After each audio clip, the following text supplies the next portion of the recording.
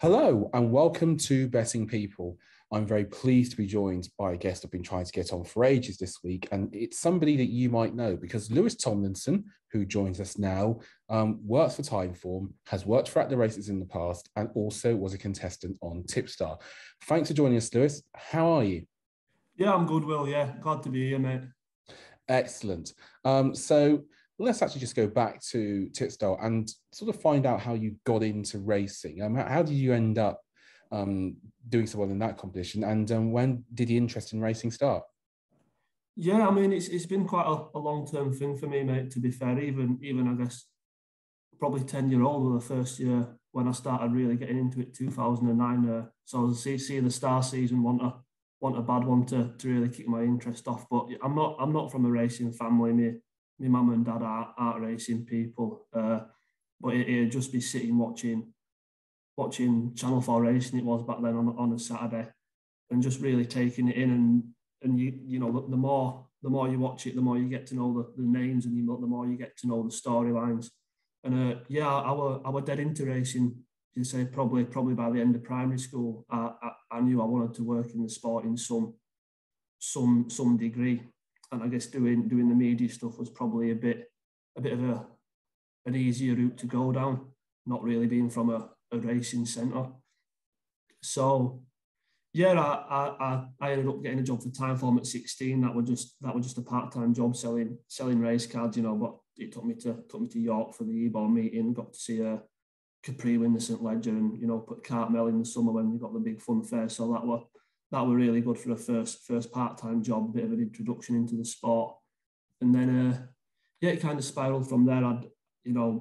Even when I were at uni, I was doing sports journalism, kind of with a goal to get a full-time job in racing once I'd finished, and I was lucky enough, you know, people were good enough to help me out en route, you know. Kevin Blake and Emmett Kennedy, they were great with me, putting me on the Final Furlong podcast when I was just 20, and that was literally just because of a tweet I put out that Kevin saw. So I owe Kev a lot, and Emmett. You know, that really kick-started things for me. I started getting a couple of offers of paid work, and then I was like, right, I can really, if I knuckle down, I can really have a good go of this. And yeah, I managed to get onto the BHA Grad Scheme, which was during the pandemic, unfortunately, in 2020. So it was a COVID year, so it was all online.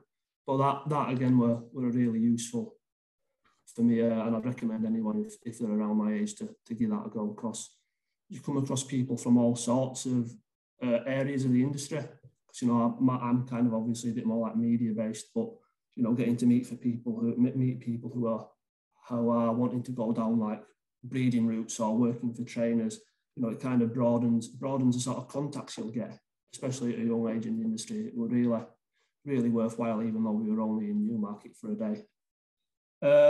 And then, yeah, like you said, I entered Tipstar. That kind of was just a little bit of a last minute decision, because I wouldn't say back then I was the most confident on camera. Or it was, you know, I was happy enough being behind a microphone and in front of a camera, but it was a pretty last minute decision. I really liked the horse at Haydock. It was Snow Leopardess, in fact. And I thought, oh, if she wins and I don't enter, I'll be kicking myself.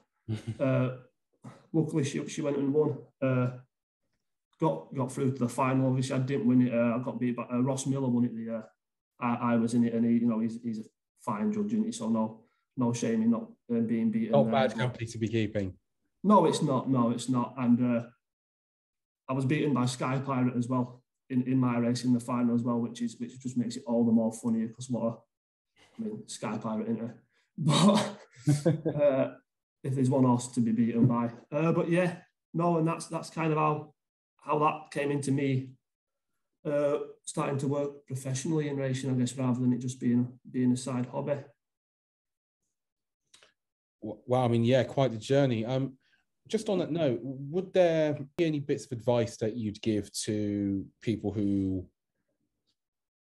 might be looking to get into racing themselves? You know, what ways are there to navigate the early parts of getting into the industry as best you can? Because you've been through it in lots of different ways. Yeah, keep at it. That'd be the one for me. You know, a lot of race people in racing are good people. Like, you know, if you want, and they want to help people up the ladder. You know, I've always tended to find that I think I'm only where I am now because of other people taking a chance and giving me a platform and giving me a bit of help. And, you know, I think I've found, you know, people send me stuff. I'll always read it, always try and give a bit of feedback.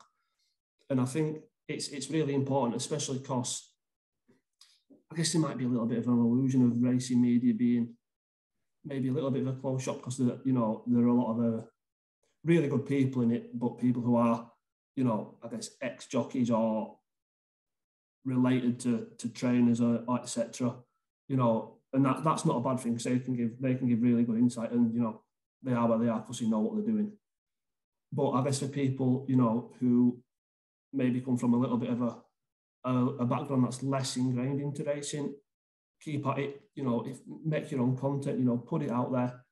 People, you know, and people will watch it if it's good, and even if it's not good, you know, there's ways you can have advice and learn and keep growing, and that'd be the one thing. Keep at it. You know, when Kevin and Emmett invited me onto the Final Furlong pod that morning, I was literally applying for courses to be a personal trainer because I thought, right, there's no chance I'm gonna have anything coming out of this. Really, I thought, you know, kind of being where I am in the world, I thought it might be a little bit of a close shop. I might be better off going and doing something that'll give me a steadier, you know, more regular income where there'd be more work.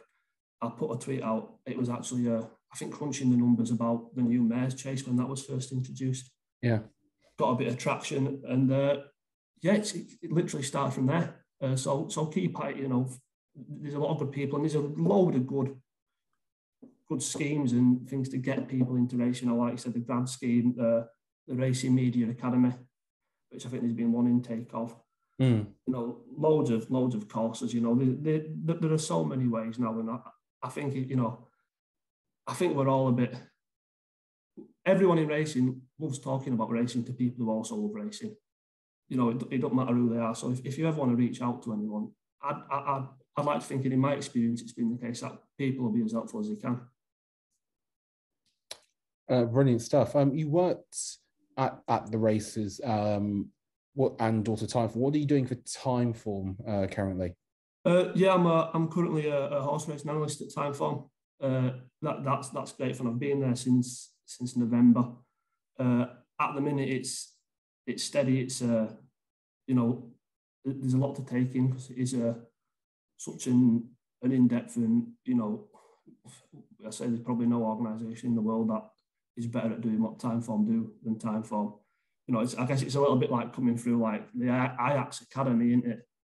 If in football terms, or at La Masia at Barcelona, you know, almost every, you know, so many top analysts have been at Timeform or are still at Timeform. So yeah, doing that's great fun. You know, working through reviewing the races, reading reports of other really good analysts, and trying to pick up what they're picking up on, and then also obviously trying to find a few winners, which always is good fun. Indeed, and the constant challenge. Are there any sort of themes or any tips that you've actually picked up in your few months there? Are there things now that you do a bit differently that you think, oh, that's interesting, or how did I not notice that? I think the main thing, I guess, especially when it kind of comes to putting horses up point of view, is to back yourself. Is to if you have an opinion, even if it may be slightly against the grain, if you can justify it well enough to yourself, back yourself. You know, I think that's something that's important, and that's been well taught to me. Is that don't let yourself be swayed. And just on that, now that you work obviously for the organisation when it comes to sort of, you know, sectional timing, etc., was timing something that you found as a tool when you were sort of getting into racing? Was it something that from like the first day you had an interest in, like putting horses up or tipping? It was a central part of what you do. You know, have you always been into times and using them when you're punting? Not so much when I was first getting into it, but in the last year or so, and it was really a thing when I started working for ATR.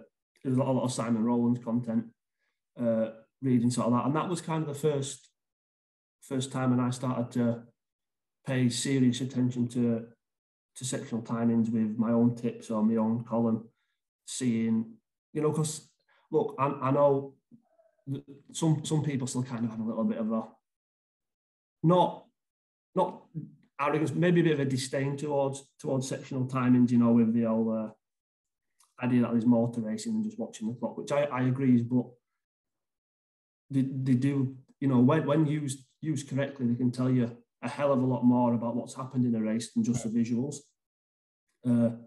So yeah, I've definitely become maybe not quite a full-on sectional nerd yet, but no, it's been really, really interesting to see how and when the best places to apply them are, when to use them, and when they're most useful, because they are really useful when done the right way. And even going back to, like, I remember last year, like when Baid won at Leicester, he put up a ridiculous number, sectional wise,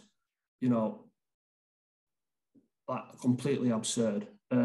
Emily Upjohn on her debut at Sandown, it might have been a second start actually, but when she won first time up this season, like that was an absurd number as well, and even though these things, obviously look good in the visuals, when the clock backs it up is when it really tells you that it's a properly top performance. I mean, we'll have a look at Little Big Bear this Saturday as well. He's another one who that applies to. But yeah, no, I think I've very much grown to respect sectionals much more, I guess, and use them more myself in the last year or two, definitely, and especially more so with time form when it's an integral part of what we do. And do you find that there's adequate information when it comes to timings with most of the race meetings that you're covering, or does it vary from course to course? It's a tricky one. That, I mean, official times are a problem, aren't they? Really, the accuracy of them and getting accurate ones. We take our own times, our own sectionals at Timeform using a video software that you can slow really down when they pass the post. So hopefully our figures are about as accurate as they can be. But yeah, I'd say, look, that's a bit reliant on camera angles, but I think the wider problems, I'm not sure whether this is still the case, but were they not fully available in Ireland, official times, etc. Fairly recently. So look, it's one that I think if you want to put the effort in to do so, you can generally manage with most courses. Just to end part one, now you've been with Timeform as an analyst, and you obviously been in Titstar. It's fair to presume you've been punting a little while.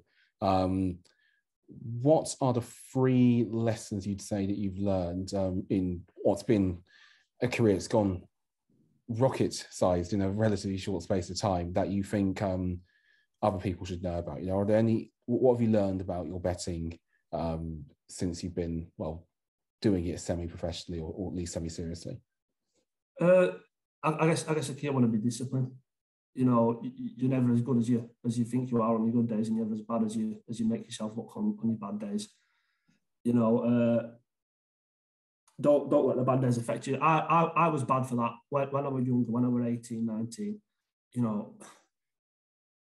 I wouldn't put my bets on kind of at the start of the day. And if I backed a horse who lost in the first, I might bottle back in a winner in the next. And that'd do my head in more than losing the money. So the disciplines come kind of now knowing not to overreact on your bad days. And by the same token, when you're doing all right, you're not a genius. You don't have it all worked out. You're probably going to have a stinker at some point in the next month. So it's really important, keeping your discipline, keeping your head, keeping your stakes the same, really. And I guess, like I said earlier, backing yourself, knowing when you think the majority are wrong, and when you're right not to really be swayed by other people's talk. That's the way you'll win in this game, is when you're right and everyone else is wrong. it might take a few goes, but Yeah. that for me is key for a young person, and especially I guess the third one I'd say as well, and this might, other people might kind of disagree with that, but the idea that everything kind of has to be a massive price to be going in on, I don't think so. I think some of the best value bets I've had all year have been shortish, sub 2-1. But if you make them close to even money or above, I think they're still really, really decent bets. And obviously we all love smashing in like a 25s winner when we can. But I wouldn't ever call myself one of the punters who I won't touch anything that's sub a certain price. If I give it a bigger chance than the bookies do, I think it's worth a play. A very solid way to end part one of this interview. Thank you very much, Lewis Tomlinson, and thank you for watching.